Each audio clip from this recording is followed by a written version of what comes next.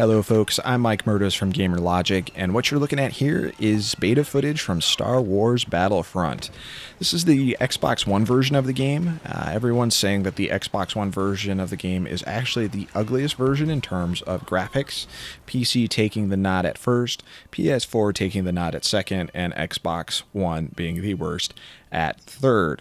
Honestly, if this is the worst looking version of the game, I am still pretty impressed. The game looks great on the Xbox One, and it runs pretty solid. I'm pretty sure this game is running at a solid 60 frames a second.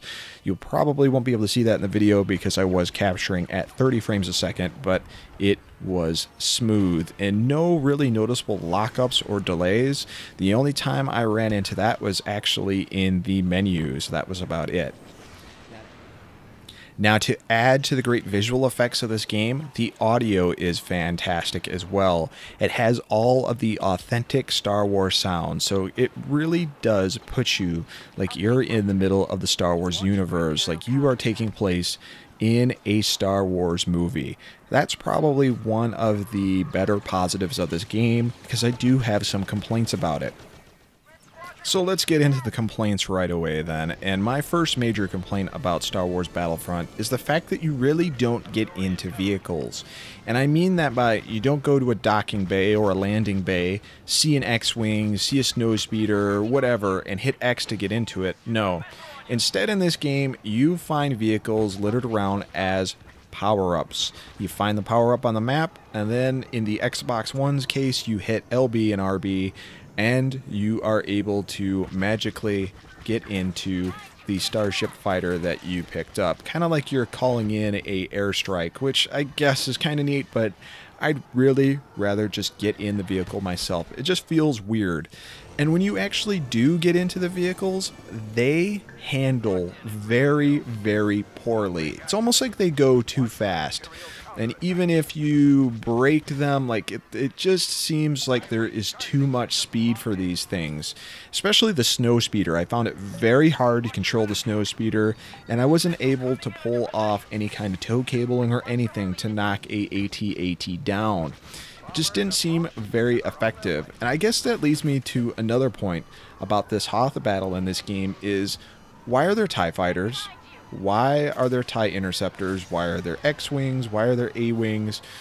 That was not a part of this battle in The Empire Strikes Back. The whole point of this battle was that the Imperials were launching a ground assault, and they were using their powers of their AT-STs and AT-ATs to overwhelm the rebels. Well, what do the rebels do? Their fighting power against these giant walkers were the snowspeeders. Leave it at that. I can't tell you how many times I tried to fly around a snowspeeder and take on a TIE fighter or take out a TIE interceptor, and was just ripped to shreds. It wasn't very fun, and to me that is one of the biggest musts for a Star Wars game to be fun, is that the vehicles need to control smoothly. Shadows of the Empire, great example. It was a Nintendo 64 game. The first-person segments didn't look great, they weren't really fun, but the ship battles were tremendous and very easy to control. You could pull things off very easily, it was fun, it had an arcade feel to it, but things felt accurate and handled well, and you do not get that in Star Wars Battlefront on the Xbox One, and I really don't think it'd be any easier on the PC or PS4. Maybe that's just me. But come on, the Shadows of the Empire was what, 20 years ago? You would think that DICE would be able to get this down by now. So another complaint I have about the Hoth battle is the fact that it's pretty unbalanced.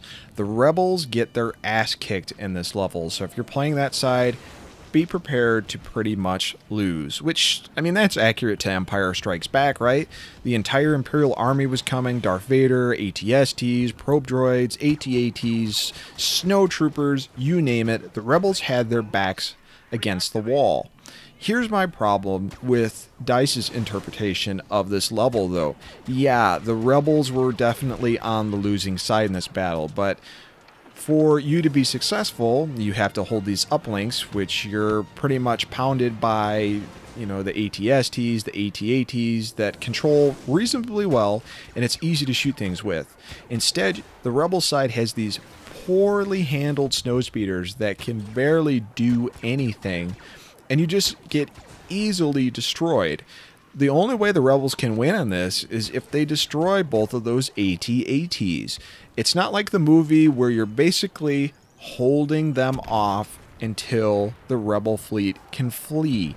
And that is what they should have done here. They should have kept things accurate to the movies and pretty much made it a survival fight until you and the rest of the Rebels can get off of Hoth and escape. Instead, you're put into a situation where you shouldn't be able to win in the first place due to insurmountable odds.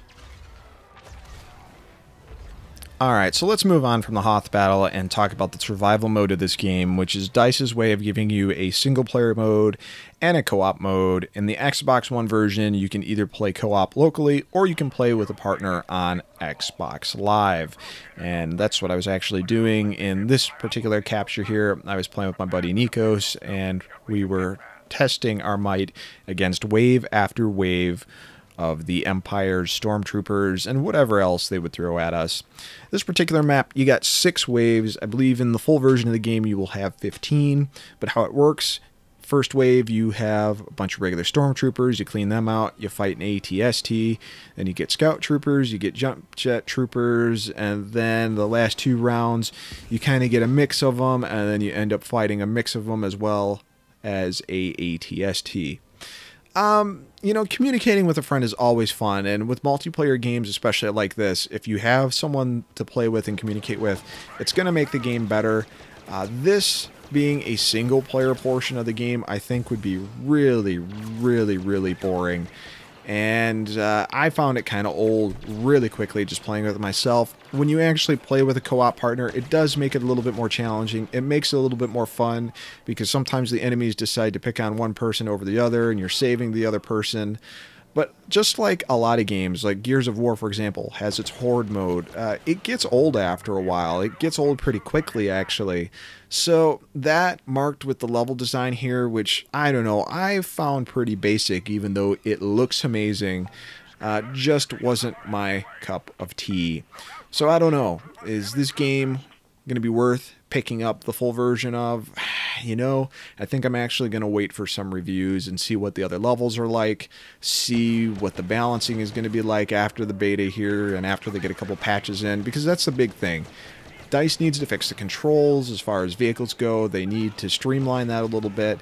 They need to fix some balance issues, and they need a little bit more variety. I mean, from what I saw in the main missions, I did not see a whole lot of variety here, and it seems like the game would get old rather quickly. So, am I happy with Star Wars Battlefront overall? I would say I am disappointed with it in general. It did not live up to the hype, I thought. At least this beta didn't live up to the hype. So, I don't know. I'm on the fence about picking this up, and I'm a little underwhelmed. Great looking, great sounding Star Wars game.